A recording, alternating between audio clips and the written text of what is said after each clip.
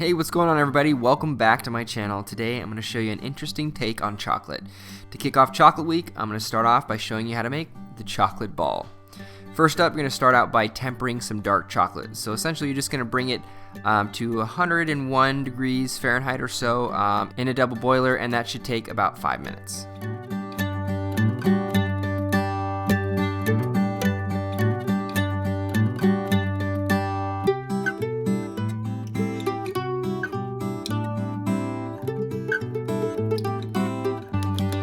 Once the dark chocolate is thoroughly melted and up to temp, you're going to take it off the double boiler and add a few more dark chocolate chips to it just to cool the temperature down to around 89 to 90 degrees. This is where the chocolate is actually tempered properly, and it's going to cool and harden and get really shiny once it's out of the mold. I cover more about tempering on my website, ByronTalbott.com, so check that out if you're interested. But once the dark chocolate is tempered, you're going to pour it into your mold about a quarter of the way, just enough so you can thoroughly coat the mold.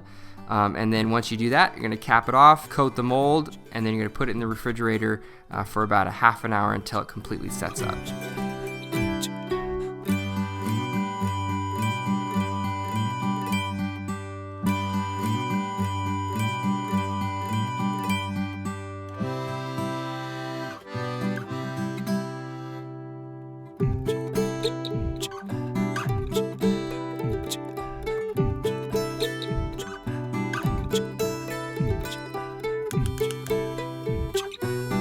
One thing you want to keep in mind with this mold in particular is that you want to give it a turn every 2 to 3 minutes, otherwise there's just going to be a really dense hard spot on one side or the other. So make sure you just constantly flip it every 2 to 3 minutes so you have a nice even chocolate sphere. Also, one of the ways you can tell that it's actually done and completely hardened is that it will pull away from the mold just slightly, leaving just a space in between the mold and the chocolate.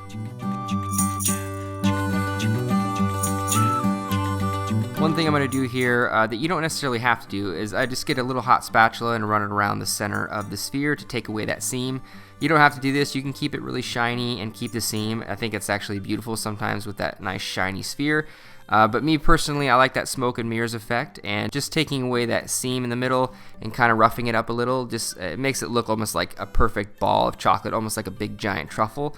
But that's sort of my take on it.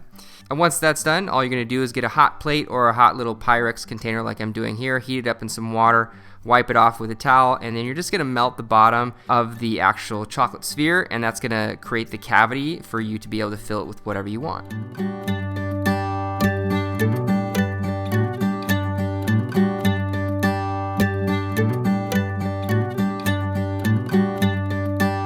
Alright, so once your chocolate ball is ready to be used, basically you can pair it with whatever you want. You can fill it with brownies or different toppings, ice cream, mousse. I mean, there's 1,000,001 different variations for this recipe. The whole inspiration behind this recipe for me was really a traditional sundae done a little differently, obviously. I love the idea of the caramel, vanilla ice cream, strawberries. You can do bananas. I put some peanuts on there, and essentially it just melts the chocolate around the caramel and the caramel around the chocolate, and kind of makes this pool of delicious hot fudge and really, really good caramel around the ice cream. And I think it's just a really cool twist on a traditional ice cream sundae that's waiting to be made by you.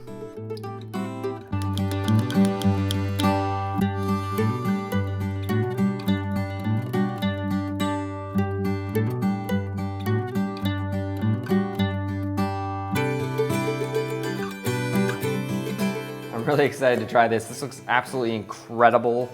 I want to pour the sauce on there before it cools down to get that nice melty effect, but this looks amazing. All right, here it goes.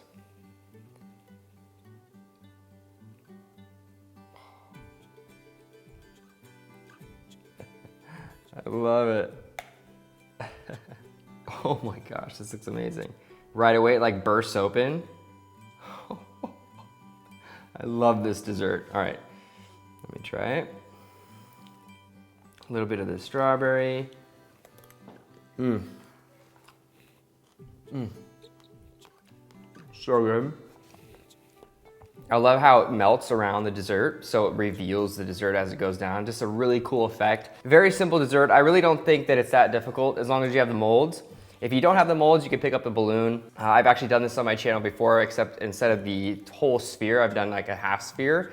It was almost like a chocolate cup. and that was for a Valentine's Day, so check that out as well if you're interested in like a different way of preparing this. But I love the idea that the chocolate is a vessel, almost a container for the dessert, and then as you pour it, it melts the chocolate, kind of mixes with the caramel, mixes a little bit with the ice cream and the peanuts, has like this sort of this refined sundae. You can definitely go crazy with it, adding bananas, putting a little brownie in the bottom.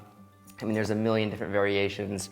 And I think it's a very cool dessert. I definitely recommend you guys trying it out, sharing it with your friends and family. This is definitely something you don't make all the time, but when you do, or you're trying to impress some people, you just like blow their minds out with this. So try it out, share it with your friends and family.